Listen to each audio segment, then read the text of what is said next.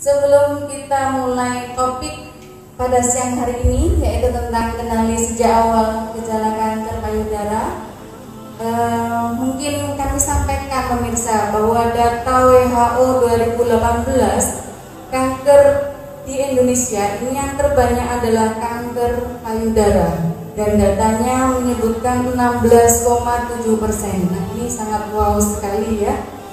Sekitar 348.809 kasus dalam 1 tahun. Ini sangat luar biasa.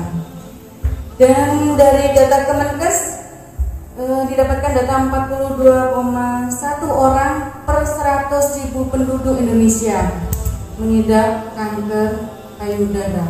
Nah, untuk itu bagaimana pencegahan pengendaliannya? Kita tanyakan kepada Dr. Hanafi. Beliau yang akan memaparkan singkat. Waktu dan tempat monggo. Oke, terima kasih. Assalamualaikum warahmatullahi wabarakatuh. Jadi kita mulai dari gejalanya saja ya, Dok ya. Iya, monggo Dokter. Memang ini wajib diketahui khususnya untuk para ibu-ibu ya. Iya, Bapak juga ya Dokter ya. Ya, bapaknya harus memberikan pengertian kepada ibunya ya. Jadi memang harus tahu ya. Tenaga-tenaga medis juga harus menambah pengetahuannya tentang kanker payudara ini karena kan sebagai ujung tombak untuk mencegah jangan sampai lanjut kanker payudaranya. Karena ya banyak hal juga yang mirip antara kanker dan infeksi. Kanker dan infeksi ya. Jadi masih banyak masyarakat yang salah dipikir itu hanya infeksi atau udun ya. Udun orang Jawa itu bilang udun karena infeksi. Jadi memang terkadang itu mirip, bentuknya itu mirip infeksi. Jadi itu kalau bentuknya memerah gitu ya, memerah itu kan mirip infeksi. Jadi memang harus diusahakan untuk dikerjakan ke dokter spesialis bedah ya, karena nanti akan dilengkapi data-datanya ya. Yang paling penting adalah biopsi ya. Biopsi itu kan bisa pakai dengan jarum atau dinamakan fine needle, atau juga biopsi secara open dengan diambil sedikit sampelnya. Nah, jadi apakah setiap pasien mengeluh ada benjolan harus biopsi ya Dokter? Ya, sebaiknya adalah biopsi. Walaupun kita bisa mengira-ngira ini kelihatannya gina atau ke arah ganas ya. Kalau istik atau seperti gelembung yang ada airnya itu kan lebih ke arah gina. Kalau massa atau benjolan yang padat itu bisa ganas jika tidak mobile, tidak bergerak dari jari sekitarnya itu ke arah keganasan. Jadi dari ditekan aja kita sudah tahu ya Dokter ini ini ada gitu ya Dokter, atau ya.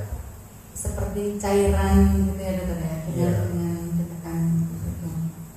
Oke Dokter, mungkin maksud kami kalau sebelum ke rumah sakit itu apa yang harus dilakukan para ibu-ibu, mbak-mbak di rumah ini? Jadi memang kanker itu kan kebanyakan 35 tahun ke atas ya kalau kanker ya. Tapi memang ya sedikit ada sekian persen itu yang masih 20 tahun, 22 tahun itu sudah menderita kanker ya, khususnya kalau secara keturunan mbah-mbahnya itu atau bapaknya itu ada kanker payudara atau kanker usus atau kanker yang lain ya, kandungan gitu ya. Itu memang kan anaknya yang putri kan nggak bisa bisa mengecap ya. Oh berarti untuk para mbak-mbak atau ibu-ibu di rumah yang keluarga atau orang tuanya itu ada riwayat kanker apapun, bukan kanker payudara saja, itu harus lebih waspada karena ternyata lebih beresiko, gitu ya dokter ya? Iya, ya. Karena itu ada yang dinamakan screening sendiri ya, jadi pemeriksaan payudara mandiri atau disingkat sadari. Sadari, ya. Jadi ya, kita dengar sadari. Ya, sadari. Itu setelah menstruasi, ketika menstruasi mau bersih itu diperiksa sendiri apa payudaranya itu kanan dan kiri ya, dengan diraba secara teratur, jadi secara sistematis mulai dari atas ke bawah itu dicari dengan posisi duduk atau dengan posisi tidur, nggak apa-apa, apakah ada benjolan atau tidak. Itu sebenarnya sudah cukup sebagai screening ya, screening awal. Screening awal. Jadi kalau ada benjolan kan terasa gitu, langsung periksa ke dokter ya, dokter bedah. Itu screening awalnya begitu. Kalau normal terus nanti usia 35 atau 40 bisa dengan USG ya. Datang ke rumah sakit untuk dilakukan USG payudara. Jadi itu screeningnya. Memang ini kalau benjolannya itu masih kecil, kanker itu tidak terasa, tidak nyeri. Nah, ini yang harus diperhatikan pemirsa, bahwa kanker payudara tidak nyeri, tidak selalu ada nyeri. Pada awalnya tidak nyeri. Pada awalnya tidak nyeri. Dan setelah tumornya membesar terus, baru terasa nyeri. Oh, seperti itu ya. Jadi di awal tidak ada nyeri, namun bila ada benjolan, terasa benjolan apapun di payudara itu artinya tidak normal gitu. Jadi harus diperiksakan secara klinis. Ya. Kemudian juga timbulnya benjolan di ketiak ya. Timbulnya benjolan di ketiak. Jadi memang kalau payudaranya yang ada kankernya sebelah kanan, biasanya akan timbul benjolan di ketiak ya, yang sebelah kanan. Jadi terkadang ibu-ibu lebih tahu benjolan di ketiaknya daripada di payudaranya itu sendiri ya. Ya, jadi bisa seperti itu ya, kalau ada benjolan di ketiak atau di tulang selangkah itu bisa jadi ada kanker ya, kanker payudara. Benjolan itu merupakan apa ya dokter? Benjolan yang timbul di ketiak apa juga kanker juga? Ya, kemungkinan besar adalah kanker ya. Jadi berarti sudah nyebar gitu. Itu namanya penyebaran secara limfatik ya, secara regional ke bagian ketiak. Juga di tulang selangkah ini, di atasnya tulang selangkah itu kalau ada benjolan itu juga merupakan salah satu tanda dari kanker. Juga puting susu, di puting susunya keluar, misalnya keluar darah atau keluar nanah, itu juga salah satu tanda dari kanker payudara. Keluar darah atau nanah ya, ya? Keluar darah ini atau nanah. Keluar dengan sendirinya atau harus dipijat gitu? Keluar dengan sendirinya. Ya, jadi tanpa ada pejetan sudah keluar, itu salah satu tanda dari kanker payudara.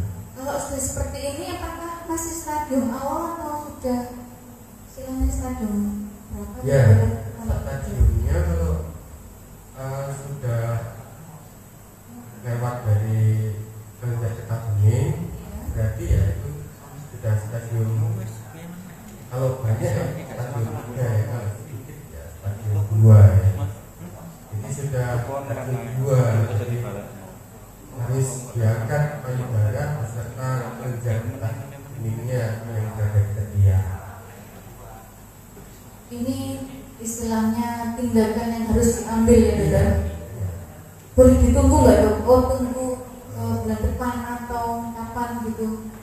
Ya, untuk pengambilannya? Sebaiknya kalau memang sudah ditetapkan itu adalah kanker, sesegera mungkin dioperasi kurang dari 2 minggu. Jadi kurang dari 2 minggu sudah harus ada tindakan, apakah melakukan operasi peningkatan payudara dan kelenjar getah benihnya atau hanya kemoterapi dulu di awal tindakannya itu. Oh, jadi pemirsa, kalau ada yang menderita atau mengalami benjolan di payudara itu jangan dikira-kira sendiri ya, harus konsultasi dengan ahlinya karena di sana ada yang namanya derajat atau stadium berapa, karena tindakan yang diambil itu sesuai dengan stadium tumor payudara tersebut. Nggak bisa ini sudah stadium 4 kemudian jangan tiba-tiba minta diambil atau bagaimana, tidak bisa seperti itu ya dokter. Jadi harus konsultasi dulu, nanti dokter yang akan menentukan oh ini harus pengobatan dulu, oh ini harus diambil, seperti itu ya. Seperti itu pemirsa. Semakin dini stadiumnya itu nanti operasinya juga akan semakin bersih, sehingga setelah operasi nanti kemoterapi itu sudah tidak sakit-sakitan ibunya. Tapi kalau datang sudah stadium maju, stadium 4 yang menyebar ke paru-paru, ke leher, itu operasinya itu tidak bisa untuk membereskan seluruh keluhannya. Pasti nanti tetap ada sakit-sakitnya ya, sesak dan sebagainya. Bahkan 5 tahun survival rate-nya atau angka kehidupannya setelah 5 tahun itu jadi rendah. Jadi kalau masih stadium 1 atau 2 itu bisa dibilang umurnya masih panjang ya, ibunya umurnya panjang. Tapi kalau sudah stadiumnya lanjut kurang dari 5 tahun itu sudah banyak yang meninggal ya, kurang lebih separuhnya sudah meninggal. Jadi pemirsa, angka harapan hidup itu tergantung dari stadium kanker tersebut. Semakin tinggi maka semakin kecil angka harapan hidupnya. Tentu saja semua ini juga tergantung takdir yang kuasa ya. Kita sebagai manusia hanya berusaha semaksimal mungkin yang kita bisa, seperti itu ya. Yang terjadi di masyarakat memang kebanyakan itu takut untuk diperiksa ya, takut untuk kadang takut didiagnosa gitu. Ya. Jadi artinya dinyatakan kanker itu sudah takut lebih dulu. Nah ini yang harus dihindari pemirsa semua, karena ketakutan itu ternyata tidak memberikan manfaat sama sekali. Seperti itu ya betul? Iya betul. Jadi apalagi ini musim COVID juga orang kan rumah sakit juga takut ya, takut tertular dan sebagainya. Padahal di rumah sakit NU juga sudah ada protokol ya, protokol untuk memisahkan pasien yang COVID dengan yang bukan COVID. Dan kita sudah punya jalur khusus dokter. Ya. Jadi setiap pasien COVID yang masuk itu ada jalur khusus, keluar pun juga ada jalur khusus. Jadi pemirsa yang tidak menderita COVID, insya Allah tetap aman. Dan kami memiliki protokol itu yang harus selalu kita lakukan setiap pelayanan. Jadi pemirsa yang punya keluhan benjolan payudara, segera periksakan ke ahlinya. Di sini ada Dr. Hanafi Sayogo, spesialis bedah yang buka setiap hari Senin sampai dengan hari Jumat jam 7 pagi. Untuk selanjutnya dokter, apakah semua stadium payudara bisa dilakukan pengobatannya di sini dokter? Ya nanti kan kita diagnosis ya, penegakan diagnosa, operasi ya. Nah untuk kemoterapi dan radiasinya nanti kita rujuk ke bagian rumah sakit yang ada spesialis bedah onkologi. Ya. Jadi untuk tindakan yang stadium kecil ya, stadium masih awal, operasi di sini bisa dilakukan. Namun jika membutuhkan layanan kemoterapi atau radioterapi, maka harus dilakukan rujukan ke rumah sakit yang sudah memiliki ahlinya.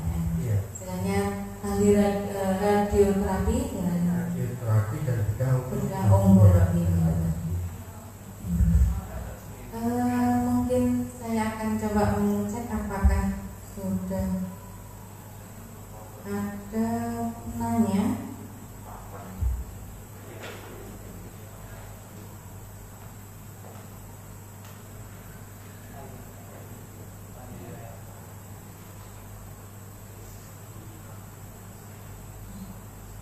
Belum ada penanya dari pemirsa di rumah.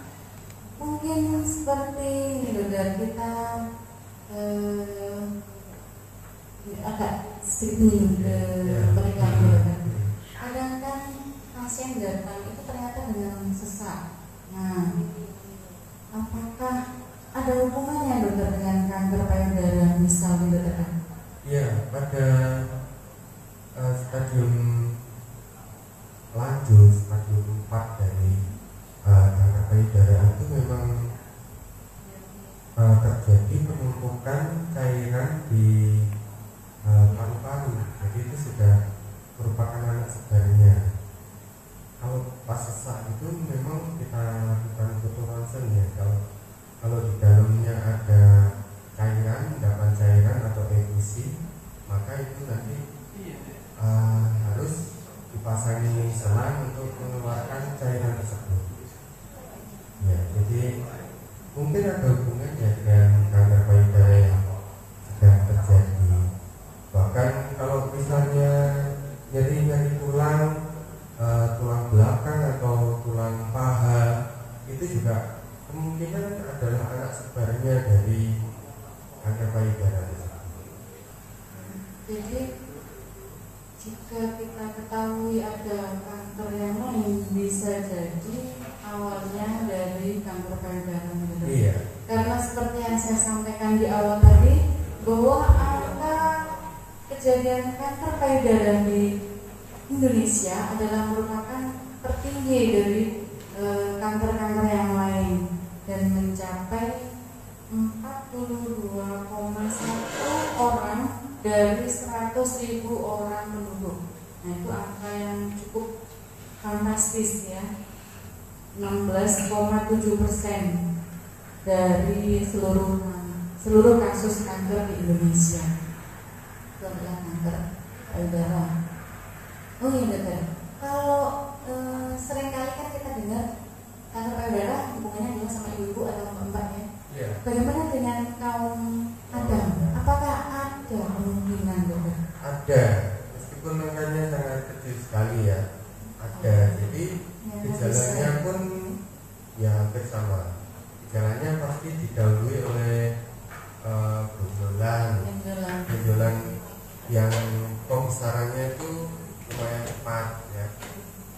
Nah ini memang kan dirasakan nyeri, dirasakan panas, nyeri. Ada panas beda berarti gitu kan? Ya. Dengan pada kaum bawah untuk keluhannya gejalanya. Hampir mirip ya. Hampir mirip. Jadi nyeri, panas itu ada benjolan. Nah itu pada laki-laki juga harus segera diperiksakan. Ya. Bisa jadi itu merupakan kanker juga. Bisa jadi. Kalau misalkan benjolan pada payudara laki-laki, apakah selalu kanker? Kalau misalnya perempuan kan ada tumor jinak, ada kistik, fibrosis dan sebagainya ya. Kalau pada laki-laki? Tidak. Tidak ya? Tidak. Dia tidak selalu kanker.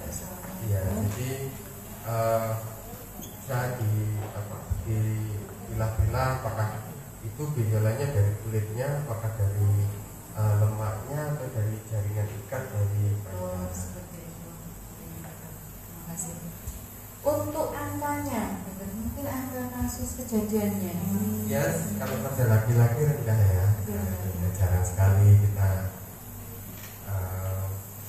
mendapati kasus, ada tapi jarang sekali ya. Jarang sekali. Usianya mungkin dokter ada rentang tertentu usia pada 35 ya, di atas 35 tahun ya. Di atas 35 tahun harus segera diwaspadai bila kalau usianya sudah di atas 35 tahun. Oh ya dokter, untuk faktor risiko apa saja dokter? Tadi kan sudah dijelaskan. Yang pertama adalah karena orang tua atau keluarga menderita sebuah keganasan, satu keganasan, itu harus segera sarari ya, melakukan pemeriksaan payudara sendiri. Nah, untuk resiko yang lain dok, faktor resiko yang lain. Faktor resiko yang lain, jadi kan ini kanker payudara itu dianggap terlalu lamanya hormon estrogen dalam tubuh. Jadi pada wanita yang cepat menstruasi, lebih dini menstruasinya, itu lebih rentan terjadi kanker. Juga menopausnya terlambat untuk menopause itu juga rentan kanker risiko. Kemudian yang anaknya sedikit atau menyusuinya waktunya singkat itu juga rentan, atau bahkan tidak menyusui sama sekali ya. Iya, nah, ini dengarkan para ibu-ibu yang sudah memiliki balita ya. Anda yang tidak mau meneteki sama sekali akan lebih beresiko ya, lebih rentan. Ini adalah fitrah kita sebagai ibu ya, harusnya kalau harus menyusui ya segerakan menyusukan ke bayinya gitu.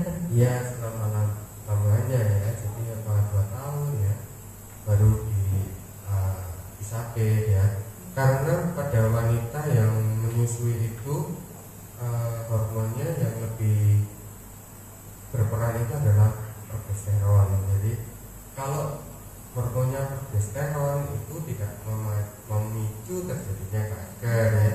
Kalau tidak menyusui, hormonnya adalah estrogen. Jadi kalau pas hormonnya estrogen itu, maka lebih rentan terjadi kanker. Bagaimana dengan penggunaan KB estrogen itu dokter? Ya, penggunaan KB meskipun secara tidak langsung, tetapi kalau memang dari suatu keluarga yang rentan kanker, sebaiknya dipilih yang tidak menggunakan estrogen. Hormon estrogen ya. Atau tidak menggunakan hormon sama sekali ya? Iya, jadi dipilih misalnya pakai IUD ya, pakai IUD. Kalau misalnya memang rentan untuk terjadi kanker, atau dipilih KB suntik yang hormon levelnya itu sangat rendah, misalnya yang menggunakan progesteron tadi untuk suntikannya dengan dosis yang sangat kecil, jadi bukan BKB biasa ya.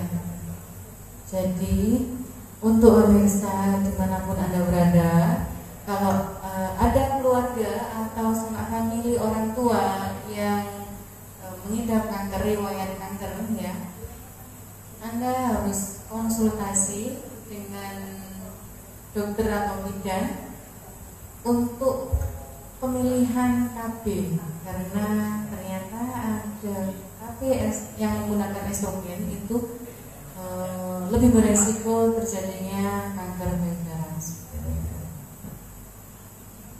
Oh iya dokter, apakah pasien yang datang dengan stadium 1, stadium awal ini ya, kemudian dilakukan tindakan pembedahan, itu benar-benar akan terbebas, sudah nggak akan mengalami lagi gejala yang namanya ada benjolan lagi di payudara? Kalau misalnya memang itu stadium 1 kemudian dilakukan operasi, kemungkinan akan bebas dari kanker itu. Ya memang nanti secara umum gitu ya, secara umum. Dan nanti dari patologinya bisa kita lihat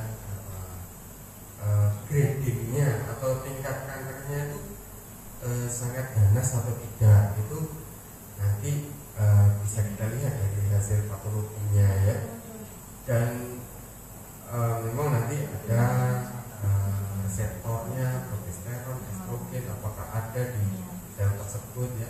Memang ada penanda-penanda atau tumor markernya nanti itu lebih lanjut ya, lebih lanjut. Secara umum ya akan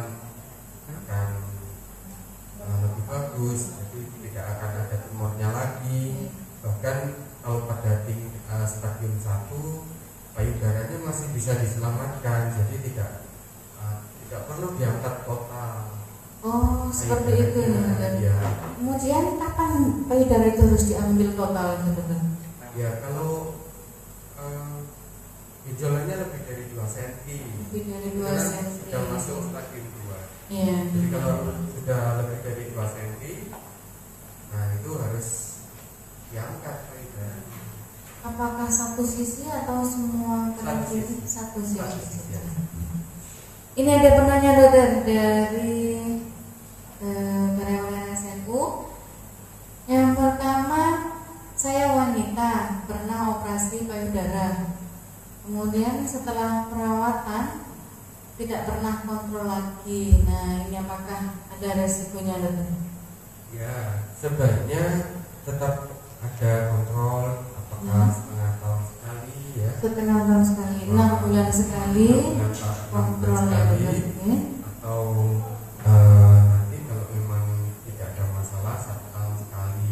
Jadi harus kontrol tetap harus terus ya. Kontrol ya. Mungkin USG tiap 1 tahun sekali ya. Iya benar. Memang sih kalau hasilnya adalah jinak itu ya tidak akan jadi ganas ya. Tapi tetap harus dikontrol karena kan bisa saja sekarang ini ada benjolan, jinak. Nah, tapi di tahun berikutnya di tempat yang lain atau sisi yang lain itu ada benjolan yang ganas.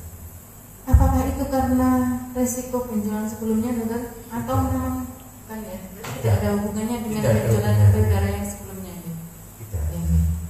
Jadi bila Anda telah dioperasi payudara, itu tetap harus kontrol paling tidak 6 bulan sekali untuk memeriksakan kembali apakah ada benjolan berulang.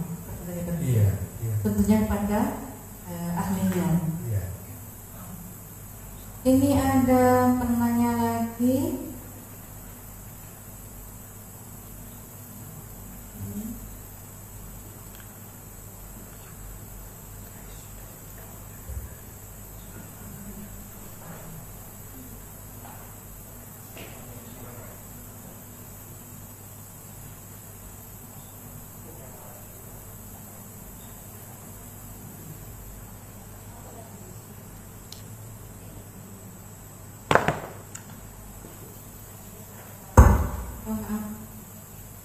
Penanya dari Nia Aristian.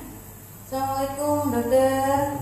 Mau tanya dokter, ibu saya ada riwayat kanker payudara. Pemeriksaan apa yang harus saya lakukan selain sarari?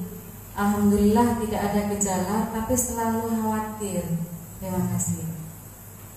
Yang paling mudah tidak ada radiasinya adalah USG payudara. USG payudara ya. Jadi kalau mungkin usianya masih di bawah 35 tahun, USG saja, USG payudara kanan dan kiri beserta ketiaknya. Nah kalau misalnya usianya sudah 35, bisa dengan mamografi. Mamografi itu seperti apa ya dokter? Jadi mamografi itu di ronsen.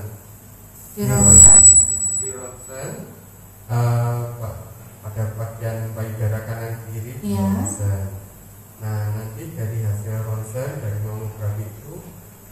akan ketahuan meskipun benjolannya itu di bawah setengah cm. Jadi pada benjolan yang sangat kecil pada mamografi itu sudah bisa ketahuan. Jadi tentunya harus datang periksa dulu untuk dilakukan USG atau mamografi atau USG. Kalau misalnya dengan pemeriksaan fisik sudah ketemu ada benjolannya, ya USG saja sudah cukup. Tapi kalau dari pemeriksaan fisik dokter tidak ditemukan benjolan, mamografi. Jadi yang seperti Dr. Hanafi sampaikan tadi sebelum bertanya Mbak Nia ini, bahwa setelah dilakukan pengangkatan payudara tetap harus dilakukan pemeriksaan ulang paling tidak 6 bulan, ya, untuk mencari apakah ada benjolan lanjutan atau benjolan ulangan, dan dilakukan pemeriksaan USG atau dilakukan pemeriksaan mamografi. Tentunya kalau USG dan mamografi di sini bagaimana itu? USG bisa ya, kalau di RSN USG mama bisa, USG payudara bisa, namun mamografinya bisa. Karena kami belum memiliki konferensi khusus pemeriksaan ronsen ini.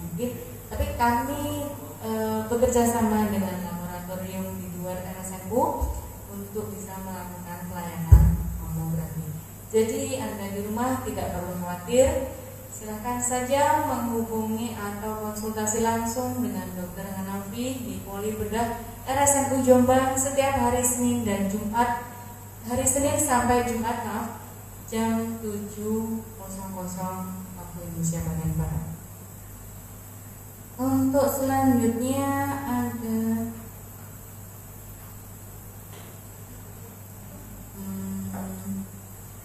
dari Mbak Evita Faisal Buandang, apakah benjolan di ketiak bisa disebut sebagai gejala awal kanker payudara?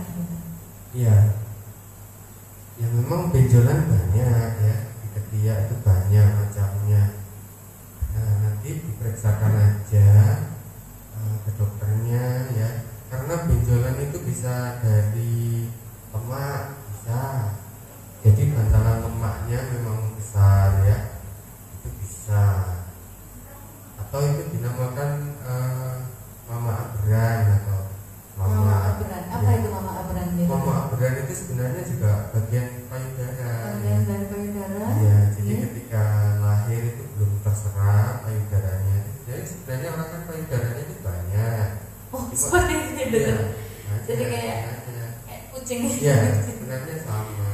Ketika lahir kan diserap tinggal 2 saja.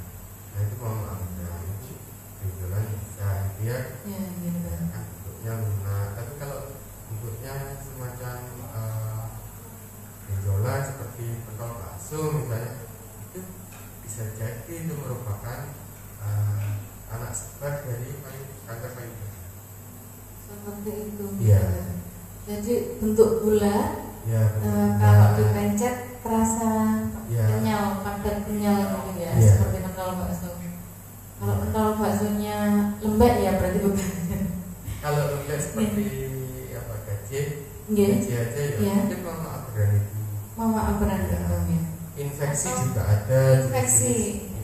Yang ya. sering ini udun di daerah ketiak ini juga. Iya, bisa. Kejadian yang sering sekali. Jadi tetap harus diperiksakan, harus dipastikan benjolan itu adalah jenis benjolan apa, tumor jinak atau tumor ganas. Karena bila ada tumor ganas maka penanganan harus sesegera mungkin. Kurang dari 2 minggu.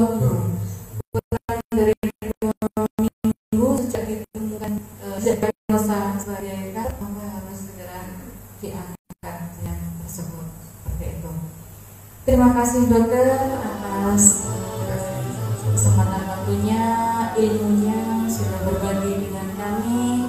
Mungkin selanjutnya ya dokter ya. Tapi mohon maaf dokter kalau mengganggu waktu gini kan. Jadi mungkin yang sebelumnya mendapatkan pelayanan dengan dokter Hanafi harus tergopoh-gopoh karena dokter Hanafi sudah dijadwalkan live belum.